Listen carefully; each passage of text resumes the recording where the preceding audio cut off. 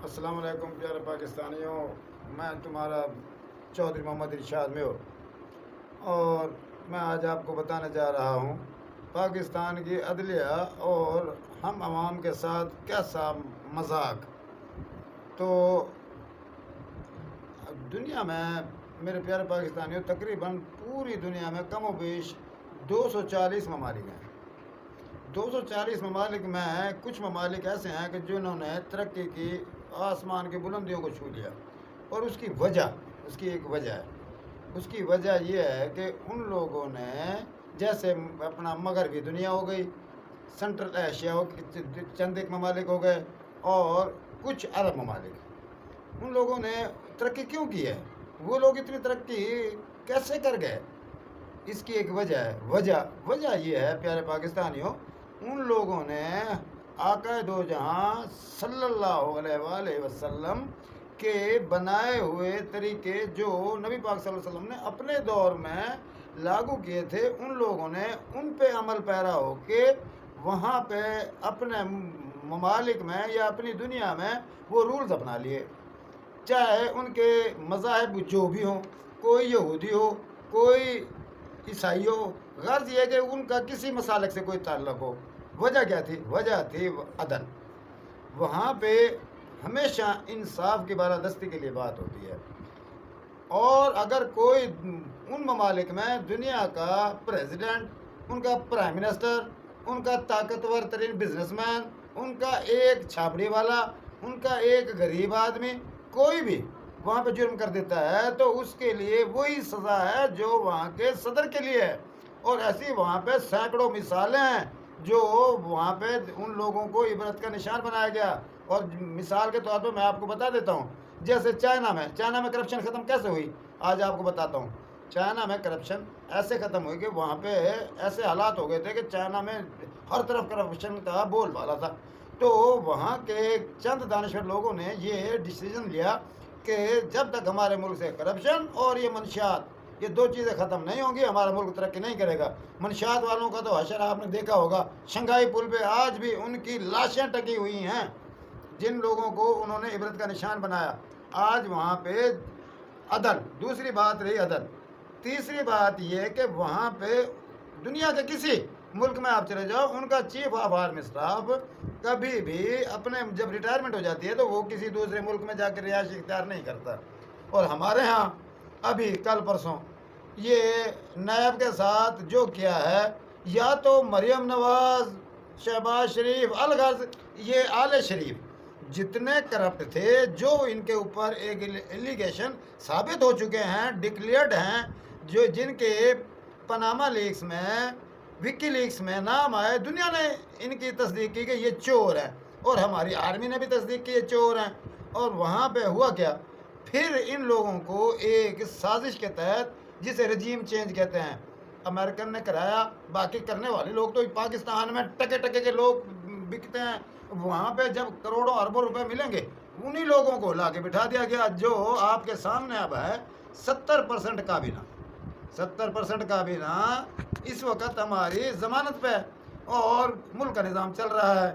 میں پاکستان کے عدلیہ سے ایک سوال کرتا ہوں، چیف جسٹس ہائی کورٹ صاحب، چیف جسٹس سپریم کورٹ صاحب، ہمارے ہاں ایک فرض کرو ایک بھرتی ہوتی ہے پاکستان میں پولیس کی یا ایف آئی اے کی یا ادر کسی بھی ادارے میں، ایک سلیکشن ہوتی ہیں، اور ان دوران سلیکشن میں اگر کسی بچے پہ دوران تعلیم کوئی ایک آدھ ایف آئی آر لڑائی کی، یا کوئی اپنا مرغی چوری کا ناجائز، وہ بھی ناجائز ایف آئی آر چاک ہو جاتی ہے، تو بھائی یہی عدلیہ جو ہمارے یہاں پہ ہر شہر میں درجہ اول کا مجسٹریٹ، یہ سیشن کورٹ، یہ اپنا ہائی کورٹ، یہ سپریم کورٹ، یہ انہوں نے جو دکانیں کھولی ہوئی ہیں نا، ان دکانوں پہ یہ لوگ وہ سودا بیچتے ہیں کہ ان لوگوں کا اس ایک چھوٹی سی ایف آئی آر، اور جو اس نے 10 سال یا 5 سال پہلے کی ہے، اس سے غلطی سے ہو گئی، اور یا وہ اس مقدمے میں موقع پہ تھا ہی نہیں، لیکن شرکت بازی کی وجہ سے اس بچے کا نام لکھا دیا گیا۔ ہوتا کیا ہے کہ جب اس کی سلیکشن ہو جاتی ہے تو اس بچے کے آرڈر روک دیے جاتے ہیں، یہ مجرم ہے، اور ایسے ایک نہیں ہزاروں لڑکے اس بنا پہ نوکری نہیں کر سکے. تو یار کیا یہ ہے عدلیہ پاکستان کی؟ چیف جسٹس صاحبان، آپ کو جب عدل کرتے ہو خدا یاد نہیں آتا؟ جب آپ ایک کوچ پاکستان کا غیر ملکی رکھ لیتے ہو، ایک دفعہ ایک چیف جسٹس تو آپ غیر ملک کا لا کے سپریم کورٹ میں بٹھا دو. جیسے چائنا سے لے آؤ، انگلینڈ سے لے لو، نیوزی لینڈ سے لے لو، کینیڈا سے لے لو، امریکہ سے لے لو. اس چیف جسٹس کو لے کے اس کا انصاف دیکھو. یہ ملک جہاں پہ 75 سال میں ترقی نہیں کی اس ملک نے، یہ ملک 75 دنوں میں آسمان کی بلندیوں کو چھوئے گا. اب مریم اورنگزیب جو ٹرے میں اپنا نہیں لیتی تھی پاسپورٹ، وہ اب لندن پہنچ گئی. اور پھر اس کے ساتھ کیا ہوا ہے قطر دوحہ ایئرپورٹ پہ؟ ایک صحافی نے سوال کیا، اس کے پاس جواب نہیں تھا، اور اب وہ اپنے آپ کو صادق اور امین کہہ رہے ہیں. کس کی وجہ سے؟ ایک چیف جسٹس کی وجہ سے. اور چیف جسٹس کون ہے؟ یہ کیا ہے چیف جسٹس؟ یار یہ ایک انسان ہے. یہ اس نے بھی کرائم کیے ہیں. اس بچپن میں دوران ایجوکیشن اس پہ بھی کوئی نہ کوئی ایسا الٹا سیدھا کام ہوا ہے جو آج اس نے اسے صادق الامین قرار دے کر اسے باعزت بری کر دیا. کہاں کرپشن میں پھر اپنا ایمن فیلڈ تو یہاں کرپشن. اپنا شہباز شریف صاحب معزز ہو گئے. یار پاکستانی عوام کا خون چوسنے والے چند جج حضرات ہو، تمہیں مرنا نہیں ہے؟ تم لوگوں نے اپنے اللہ کے آگے کیا جواب دو گے؟